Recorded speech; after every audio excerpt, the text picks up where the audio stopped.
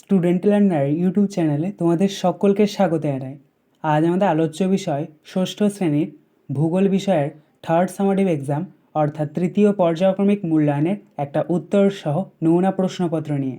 Full marks তোমাদের থাকবে 70, সময় থাকবে 2 ঘন্টা 30 মিনিট। সরাসরি স্ক্রিনে তোমরা উত্তর সহ নমুনা প্রশ্নপত্রটা দেখতে পাচ্ছ। 1. সঠিক উত্তরটি নির্বাচন করো। 1 × 18 = 18। ক. পৃথিবীর অক্ষ কক্ষতলের সঙ্গে যে কোণ করে থাকে 23.5 ডিগ্রি, 66.5 ডিগ্রি, 45 ডিগ্রি না 90 ডিগ্রি। সঠিক উত্তর হবে 66.5 ডিগ্রি। খ. পৃথিবীকে সমান দুটি অংশে ভাগ করে মূল মধ্যরেখা, কর্কটক্রান্তি রেখা, সুমেরুবৃত্ত না মহাবৃত্ত। সঠিক উত্তর হবে মহাবৃত্ত। গ. নিরক্ষরেখায় পৃথিবীর আবর্তনের গতিবেগ ঘন্টায় 1650 কিমি, 1550 কিমি, 1250 কিমি না 830 কিমি। সঠিক উত্তর হবে 1650 কিমি। ঘ. পৃথিবী নয় সূর্যই সৌরজগতের কেন্দ্রে রয়েছে প্রমাণ করেন গ্যালিলিও, নিউটন, কোপারনিকাস না কেপলার। সঠিক উত্তর হবে কোপারনিকাস। ইঙ. বায়ুর আর্দ্রতা মাপার যন্ত্রের নাম থার্মোমিটার, ব্যারোমিটার, অ্যানিমোমিটার না হাইগ্রোমিটার। সঠিক উত্তর হবে হাইগ্রোমিটার। চ. প্রতি 1000 মিটার উচ্চতায় বায়ুর তাপমাত্রা কমার হার 3.5 ডিগ্রি সেলসিয়াস, 6.5 ডিগ্রি সেলসিয়াস না 5.6 ডিগ্রি সেলসিয়াস না 5.3 ডিগ্রি সেলসিয়াস। সঠিক উত্তর হবে 6.5 ডিগ্রি সেলসিয়াস। ছ. নিচের বায়ুস্তরের তাপ তার ঠিক ওপরের লাগোয়া বায়ুস্তরকে গরম করে। এই প্রক্রিয়ার নাম পরিবহন, পরিচলন না তাপ শোষণ। সঠিক উত্তর হবে পরিবহন। বর্গীয় জ. বায়ুমণ্ডলের ওজোন স্তরকে ক্ষয় করে CO2, CO, CFC না CH4। সঠিক উত্তর হবে CFC। ঝ. একটি অপ্রচলিত শক্তির উদাহরণ পারমাণবিক বিদ্যুৎ, তাপবিদ্যুৎ, জলবিদ্যুৎ না বায়ুবিদ্যুৎ। সঠিক উত্তর হবে বায়ুবিদ্যুৎ। পিটপালিঙ্গ. গাড়ির হর্ন বাজার শব্দের তীব্রতা 40 ডেসিবেল, 70 ডেসিবেল, 90 ডেসিবেল না 100 ডেসিবেল। সঠিক উত্তর হবে 40 ডেসিবেল। ট. ভারতে অবস্থিত হিমালয় পর্বতের সর্বোচ্চ শৃঙ্গ গডউইন অস্টিন, এভারেস্ট, কাঞ্চনজঙ্ঘা না ধবলগিরি। সঠিক উত্তর হবে কাঞ্চনজঙ্ঘা। ঠ. যে নদীর তীরে গুয়াহাটি শহর অবস্থিত গঙ্গা, ব্রহ্মপুত্র, সিন্ধু না মহানদী। সঠিক উত্তর হবে ব্রহ্মপুত্র। ড. এই নদীটি খাম্বা উপসাগরে পড়েছে নর্মদা, কৃষ্ণা, কাবেরী না গোদাবরী। সঠিক উত্তর হবে নর্মদা। চ. ভারতের যে রাজ্যের প্রধান ফসল গম পশ্চিমবঙ্গ, অন্ধ্রপ্রদেশ, উত্তরপ্রদেশ না অসম। সঠিক উত্তর হবে উত্তরপ্রদেশ। মূর্ধন্য. যে ফসলের চাষ কালো মাটিতে ভালো হয় ডাল, তুলো, পাট না মিলেট। সঠিক উত্তর হবে তুলো।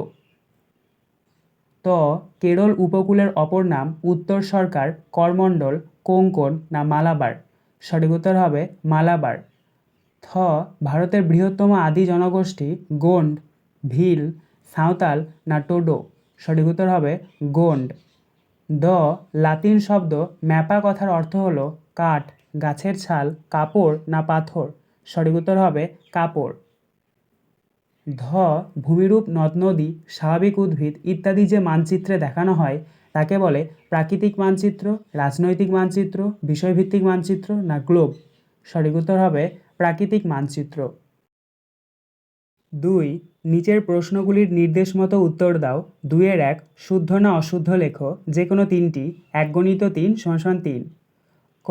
আন্তর্জাতিক তারিখ রেখাকে প্রশান্ত মহাসাগরের ওপর দিয়ে কল্পনা করা হয়েছে। এটি হবে শুদ্ধ। খ.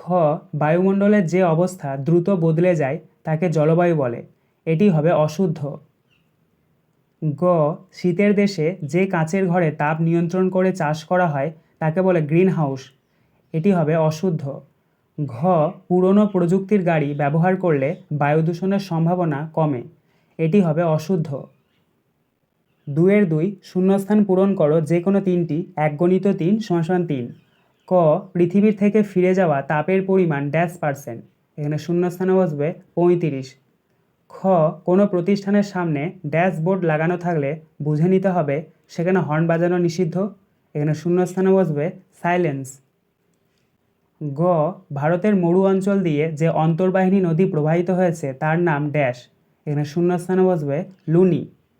ঘ উত্তর পূর্ব ভারতে জঙ্গল পুড়িয়ে জমি তৈরি করে চাষ করার প্রথাকে ড্যাশ বলে, এখানে শূন্যস্থানে বসবে ঝুম। 2-3 নিচের প্রশ্নগুলির সংক্ষিপ্ত উত্তর দাও, যে কোনো তিনটি। 1x3 = 3। ক আমাদের দেশ কোন গোলার্ধে অবস্থিত? উত্তর আমাদের দেশ উত্তর গোলার্ধে অবস্থিত। খ ভারতের একটি প্রবাল দ্বীপের নাম লেখো। উত্তর ভারতের একটি প্রবাল দ্বীপের নাম লাক্ষাদ্বীপপুঞ্জ। গ ভারতের পার্বত্য অঞ্চলের ঢালু জমিতে কোন ফসলের চাষ ভালো হয়? উত্তর চা বা বাগিচা ফসলের চাষ ভালো হয়। ঘ মানচিত্রে কিভাবে নর্থ লাইন দেখানো হয়? উত্তর ওপরের দিকে অ্যারো চিহ্ন দিয়ে তার পাশে লেখা থাকবে উত্তর। 2-4 ক স্তম্ভের সঙ্গে খ স্তম্ভ মিলিয়ে লেখো 1x3 = 3। এখানে তোমাদেরকে ক স্তম্ভের সাথে খ স্তম্ভ মিল করাতে হবে। প্রথমে রয়েছে ক স্তম্ভের ক পশ্চিম ঘাট, এটা মিলবে খ স্তম্ভের সহ্যাদ্রি এর সাথে। খ ভিল, এটা মিলবে খ স্তম্ভের মধ্যপ্রদেশ এর সাথে। গ বাদামি রং, এটা মিলবে খ স্তম্ভের পর্বত এর সাথে। 3 নিচের প্রশ্নগুলির সংক্ষিপ্ত উত্তর দাও। 2x4 = 8। ক মহাবৃত্ত কাকে বলে, অথবা পৃথিবীর প্রধান 4টি অক্ষরেখার নাম লেখো। উত্তর নিরক্ষরেখা পৃথিবীকে উত্তর এবং দক্ষিণ দুটি সমান গোলার্ধে ভাগ করেছে, তাই নিরক্ষরেখাকে মহাবৃত্ত বলে। খ শব্দ দূষণের ফলে শরীরে দেখা যায় এমন দুটি সমস্যা উল্লেখ করো। উত্তর 1 নাম্বার শব্দ দূষণের ফলে ধীরে ধীরে শোনার ক্ষমতা কমে যেতে পারে। 2 নাম্বার অনেকক্ষণ ধরে জোরে বা একঘেয়ে শব্দ ক্লান্তি, যন্ত্রণা ও বিরক্তির সৃষ্টি করে। গ কয়াল কাকে বলে, অথবা ভারতের পূর্ব উপকূলীয় সমভূমির দুটি বিভাগের নাম লেখো। উত্তর কয়াল মালাবার উপকূলের উপহ্রদগুলিকে কয়াল বলে। উপহ্রদগুলি স্থলভাগ দ্বারা আবদ্ধ এবং লবণাক্ত হ্রদ যার একদিক সমুদ্রে উন্মুক্ত থাকে। ঘ চেঞ্চু উপজাতি কোন রাজ্যে বসবাস করে এবং এরা কোন কোন ভাষায় কথা বলে? উত্তর চেঞ্চু উপজাতি অন্ধ্রপ্রদেশ রাজ্যে বসবাস করে এবং এরা চেঞ্চু ও তেলেগু ভাষায় কথা বলে। 4 নিচের প্রশ্নগুলির উত্তর দাও। 3x4 = 12। ক অক্ষরেখা ও দ্রাঘিমা রেখার মধ্যে দুটি পার্থক্য। তো তোমরা প্রথমে ছক করে নেবে। বাঁ দিকের ওপরে লিখবে অক্ষরেখা, ডান দিকের ওপরে লিখবে দ্রাঘিমা রেখা। অক্ষরেখার নিচে 1 নাম্বার দিয়ে লিখবে অক্ষরেখাগুলি পূর্ণ বৃত্তাকার রেখা। দ্রাঘিমা রেখার নিচে 1 নাম্বার দিয়ে লিখবে দ্রাঘিমা রেখাগুলি অর্ধবৃত্তাকার রেখা। আবার অক্ষরেখার নিচে 2 নাম্বার দিয়ে লিখবে অক্ষরেখাগুলির দৈর্ঘ্য নিরক্ষরেখা থেকে মেরুর দিকে ক্রমশ কমতে থাকে। আবার দ্রাঘিমা রেখার নিচে 2 নাম্বার দিয়ে লিখবে প্রতিটি দ্রাঘিমা রেখার দৈর্ঘ্য পরস্পর সমান। আবার অক্ষরেখার নিচে 3 নাম্বার দিয়ে লিখবে একটি অক্ষরেখাতে অবস্থিত বিভিন্ন স্থানের জলবায়ুগত পার্থক্য খুব কম লক্ষ্য করা যায়। আবার দ্রাঘিমা রেখার নিচে 3 নাম্বার দিয়ে লিখবে একই দ্রাঘিমা রেখায় অবস্থিত বিভিন্ন স্থানের মধ্যে জলবায়ুগত পার্থক্য বেশি হয়ে থাকে। খ আন্তর্জাতিক তারিখ রেখাকে বাঁকিয়ে টানার কারণ কি? উত্তর 180 ডিগ্রি দ্রাঘিমা রেখাকে অনুসরণ করে আন্তর্জাতিক তারিখ রেখাটি আঁকা হয়েছে। প্রধানত জলভাগের ওপর দিয়ে আন্তর্জাতিক তারিখ রেখাটি প্রসারিত হলেও 180 ডিগ্রি দ্রাঘিমা রেখা কয়েকটি স্থানে স্থলভাগের ওপর অবস্থান করছে।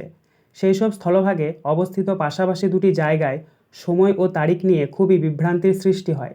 180 ডিগ্রি দ্রাঘিমা রেখা অতিক্রম করার সময় স্থানীয় অধিবাসীদের বার ও তারিখ সংক্রান্ত বিভ্রান্তি এড়ানোর জন্যই আন্তর্জাতিক তারিখ রেখাটি স্থলভাগ এড়িয়ে জলভাগের ওপর দিয়ে কল্পনা করা হয়েছে। তাই আন্তর্জাতিক তারিখ রেখাটি স্থানে স্থানে বাঁকা। গ বায়ু দূষণের 3টি কারণ উল্লেখ করো। উত্তর 1 নাম্বার শিল্প কলকারখানা। শিল্প কলকারখানা থেকে নির্গত গ্যাসীয় পদার্থ এবং অগ্যাসীয় পদার্থসমূহ বায়ুমণ্ডলে মিশে বায়ু দূষণ ঘটায়। 2 নাম্বার তাপবিদ্যুৎ কেন্দ্র। তাপবিদ্যুৎ কেন্দ্র থেকে নির্গত nitrogen oxide, sulphur dioxide, carbon dioxide, carbon monoxide, ধোঁয়া, কয়লার কণা, উড়ন্ত ছাই ইত্যাদি পদার্থগুলি বায়ুতে মিশে বায়ু দূষণ ঘটায়। 3 নম্বর পয়েন্ট হচ্ছে যানবাহন। যানবাহনে জীবাশ্ম জ্বালানি দহনের ফলে কার্বন মনোক্সাইড, নাইট্রোজেনের বিভিন্ন অক্সাইড, সালফার ডাইঅক্সাইড, কার্বন কণা ইত্যাদি বায়ু দূষণ ঘটায়।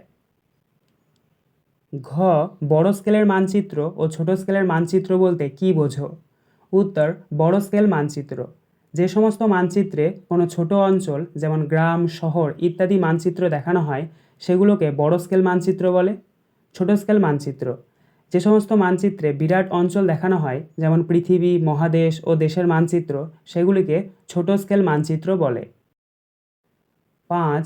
নিচের প্রশ্নগুলির উত্তর দাও। 5 × 3 = 15। ক. বায়ুমণ্ডল কী কী পদ্ধতিতে উত্তপ্ত হয়? যে কোনো দুটি পদ্ধতি চিত্রসহ আলোচনা করো।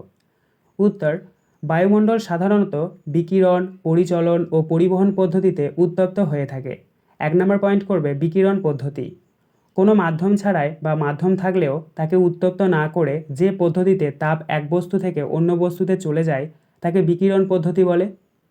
তোমরা স্ক্রিনে দেখতে পাচ্ছ বিকিরণ পদ্ধতির চিত্রটা, এটা তোমরা সুন্দর করে খাতায় এঁকে নেবে।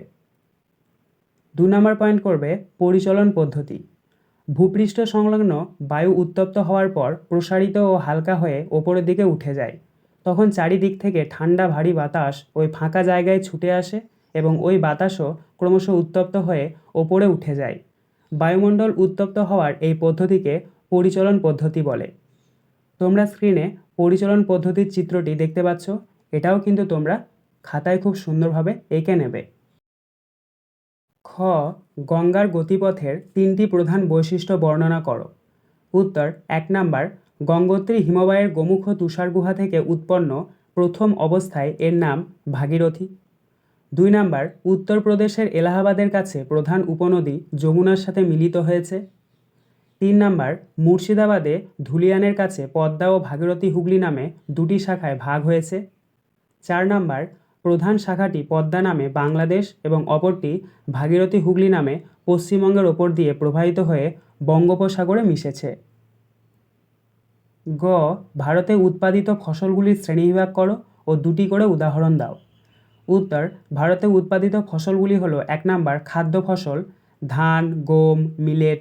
2 নাম্বার সবজি ফসল, আলু, পটল, বেগুন। 3 নাম্বার তন্তু জাতীয় ফসল, পাট, তুলো। 4 নাম্বার পানীয় ফসল, চা, কফি। 5 নাম্বার অন্যান্য ফসল, ডাল, তৈলবীজ, রবার। 6. প্রদত্ত রেখা মানচিত্রে নিম্নলিখিত স্থানগুলি চিহ্নিত করো। 1 × 5 = 5। ক. কারাকোরাম পর্বতশ্রেণী। খ. করমণ্ডল উপকূল। গ. নর্মদা নদী। ঘ. থর মরুভূমি। ইঙ. লাক্ষাদ্বীপ। আজকের আলোচনা পর্বটি এখানেই শেষ হলো। আশা করি ভিডিওটি তোমাদের ভালো লেগেছে। যদি ভালো লাগে একটা করে লাইক করে দিও। সবশেষে তোমাদের কাছে একটাই অনুরোধ, যারা এখনও পর্যন্ত আমাদের চ্যানেলটিকে সাবস্ক্রাইব করে উঠতে পারোনি তারা চ্যানেলটিকে সাবস্ক্রাইব করে পাশে থাকা নোটিফিকেশন বেলকে অল প্রেস করে নিও এই ধরনের নতুন নতুন ভিডিও পাওয়ার জন্য। ধন্যবাদ।